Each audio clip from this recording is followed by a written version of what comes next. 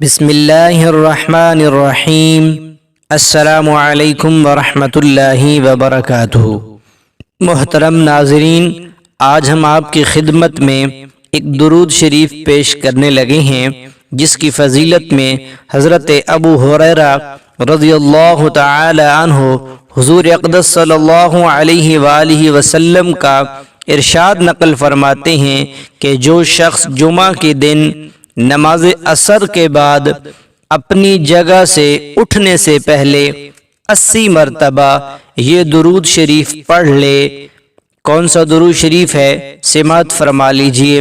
اللہم صلی علی محمد النبی الامی وعلی آلہ وسلم تسلیما۔ اس کے 80 سال کے گناہ معاف ہوں گے اور 80 سال کی عبادت کا ثواب اس کے لیے لکھا جائے گا۔ ایک اور روایت میں ہے کہ مجھ پر درود پڑھنا پل صراط پر گزرنے کے وقت نور ہے۔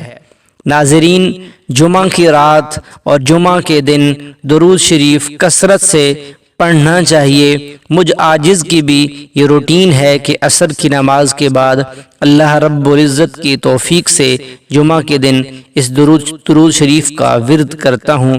اللہ رب العزت ہم سب کو اخلاص کے ساتھ اپنے پیارے آقا مدنی کریم صلی اللہ علیہ وسلم کی ذات اقدس پر درود شریف کے گجرے پیش کرنے کی توفیق نصیب فرمائے۔